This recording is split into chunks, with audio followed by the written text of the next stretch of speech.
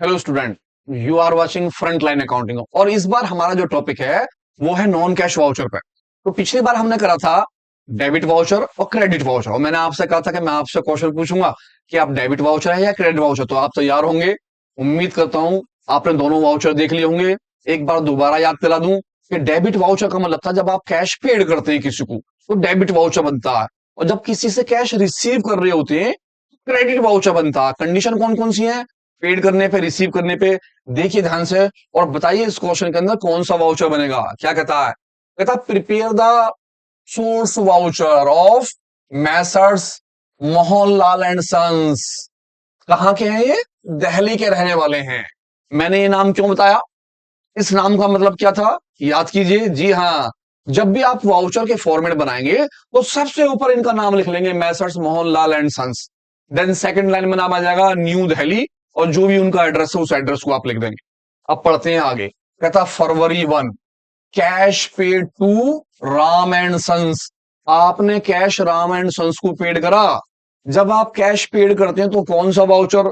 सोचिए अपने दिमाग में। और अमाउंट कितनी की है? 17,000। तब तक मैं दूसरा वाला पढ़ता हूं, आप कमेंट्स करके बताइए कि कैश पेड करा राम एंड सन्स को तो वाउचर कौन सा होना चाहिए। देन आ जाता फरवरी 4, cash withdraw. Withdraw cash from bank. आपने बैंक से विड्रॉ कैश करा, और कितने रुपए का? 25,000 का। जब आप बैंक से विड्रॉ करेंगे तो पैसे आपके पास आ गए। जब आपके पास कैश आया तो कौन सा वाउचर? याद कीजिए। तब तक मैं यहां लिखता हूं कि भैया अगर मैं करता हूं पेड क्या चीज? कैश, तो कौन सा वाउचर? अगर मैं करता हूं रिसीव्ड कैश, तो मेरा कौन सा वाउचर? जी हाँ, सही सोच रहे हैं आप। अगर पेड करेंगे तो कौन सा वाउचर? डेबिट। और रिसीव करेंगे तो कौन सा वाउचर? क्रेडिट। Credit voucher. तो मैं फटाफट लिख लेता हूं, मेरा इस कंडीशन में बनेगा कौन सा वाउचर? डेबिट। क्यों? क्योंकि क्या हुआ है? Cash paid. और यहां मेरा बनेगा क्रेडिट वाउचर। क्रेडिट वाउचर क्यों?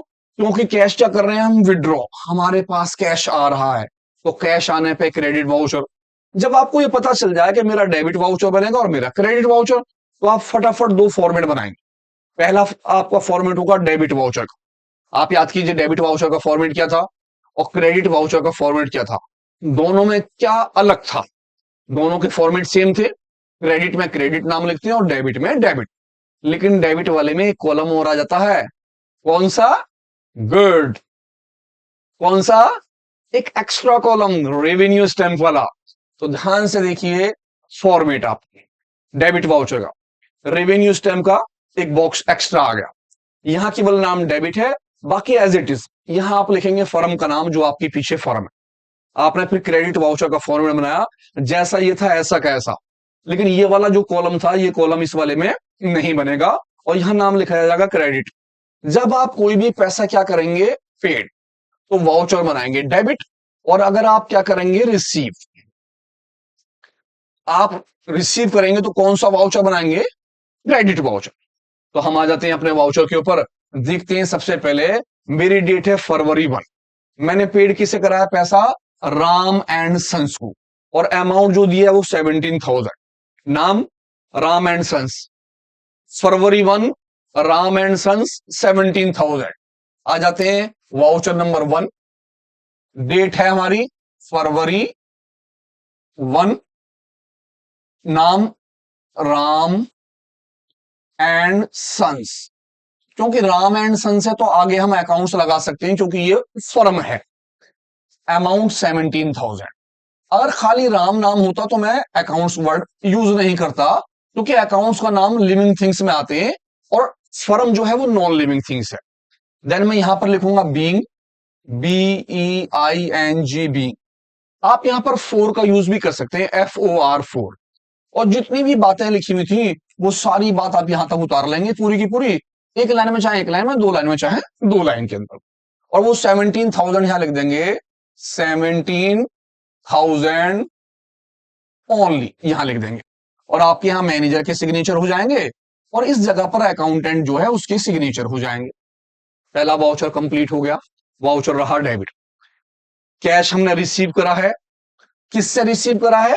बैंक के थ्रू। बैंक से कैश रिसीव करा 25,000 रुपए। फरवरी 4 बैंक से पैसा लिया 25,000 रुपए का।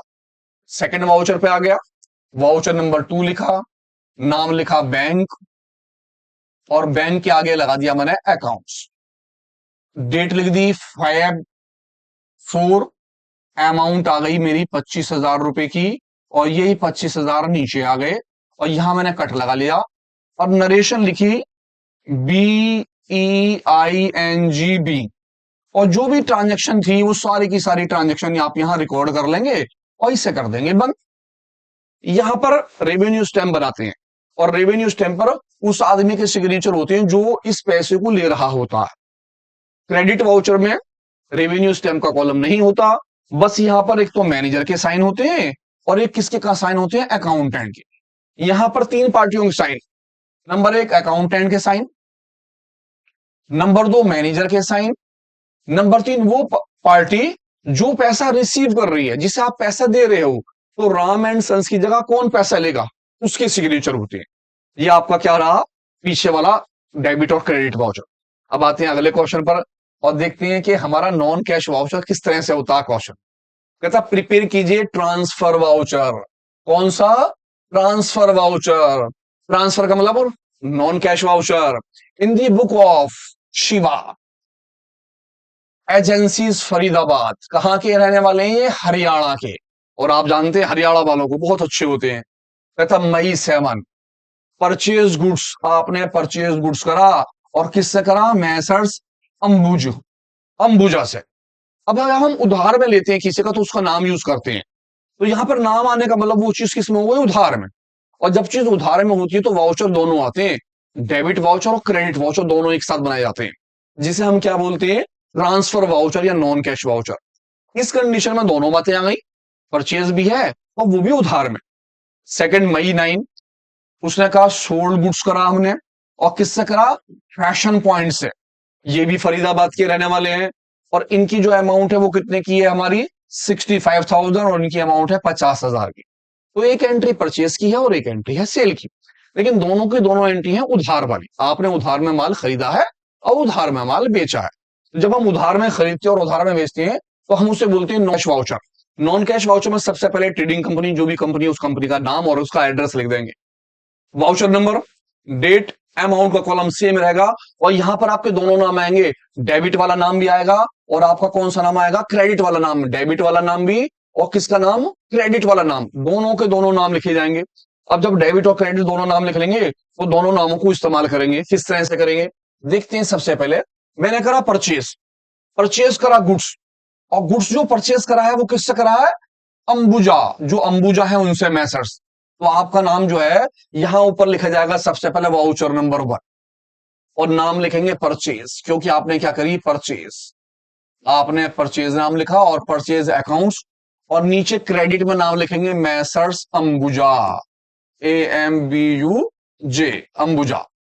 अंबुजा का नाम आ गया। आगे लिख दिया मैंने अकाउंट्स, क्या क्या नाम, सबसे पहले परचेज आपने जो लिया है, और किससे लिया है, अंबुजा से। अब लिखेंगे 50,000 की अमाउंट और डेट 7 मई। अमाउंट आ गई मेरी 50,000 रुपए की, और मेरी जो डेट है वो कौन सी है, 7 मई, और 50,000 रुपए आपके कहां आ गए, यहां पर आ गए, पहले की तरह बिल्कुल एज इट इज। और यहां पर आप लिख देंगे नरेशन, BEING, बीइंग। बीइंग लिखने के बाद वो सारी की सारी लाइन आप यहां उतार लेंगे, जो भी लाइन थी, और इसे कर देंगे बंद। इसका मतलब ये हुआ कि नॉन कैश वाउचर में दोनों नाम दिखाए जाएंगे, परचेज का नाम भी, परचेज क्योंकि मेरा गुड्स इंक्रीज हुआ है तो परचेज डेबिट में आ गया, rules of debit and credit के हिसाब से, और इनका नाम मेरा किस में आ गया, क्रेडिट। अब मैं आ जाता हूं दूसरे वाउचर पे। मेरा दूसरा वाउचर जो है वो है सेल्स का। मैंने किससे करा, फैशन पॉइंट से सेल। May 9 में सेल है 65,000 की। तो मैं आ जाता हूं वाउचर नेक्स्ट, मैंने एज इट इज बना लिया, वाउचर नंबर 2 लिख दिया। अब क्योंकि सेल्स करा है मैंने, और किससे करा है, फैशन पॉइंट से।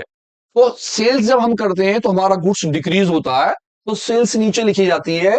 ये आपने पढ़ा रूल्स ऑफ डेबिट क्रेडिट इससे पहले वाले चैप्टर में, इसीलिए सेल्स नीचे आ गई। और मैसर्स फर्म जो थी वो हमारी कौन सी थी, उसका नाम फैशन था, पॉइंट, फैशन पॉइंट। मैंने फैशन पॉइंट का नाम ले लिया, ऊपर फैशन पॉइंट, और फैशन पॉइंट अकाउंट्स मेरा हो गया डेबिट। अमाउंट मेरी आ गई 65,000, यही अमाउंट मैंने नीचे लिख दी 65,000, और मई आपकी कौन सी हो गई वो 7। यहां पर आपके किसके सिग्नेचर हो जाएंगे, अकाउंटेंट के, यहां पर सिग्नेचर हो जाएंगे ऑथराइज सिग्नेचर।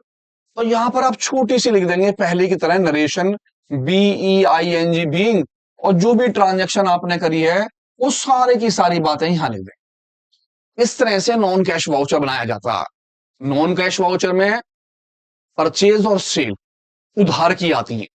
उधार की जितनी भी ट्रांजेक्शन करेंगे आप, परचेज सेल करें, गुड्स की करें या एसिड्स की करें, अगर किसी एसिड्स की सेल होती मशीन की तो हम यहां मशीन का नाम लिखते, अगर बिल्डिंग होती तो बिल्डिंग लिखते, फर्नीचर होता तो फर्नीचर।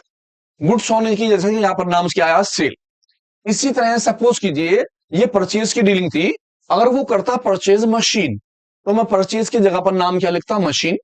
अगर वो परचेज करता बिल्डिंग तो बिल्डिंग का नाम, फर्नीचर है तो फर्नीचर का नाम। परचेज हमेशा कहां रहती है, डेबिट में।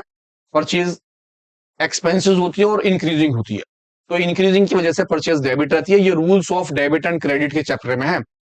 सेल रेवेन्यू होती है और वो इनकम होती है, इनकम की वजह से वो क्या हो जाती है, क्रेडिट, तो हम उसे क्रेडिट में लिखते हैं। आप वहां देख सकते हैं क्योंकि वहां की इनकम इस तरह से होती है।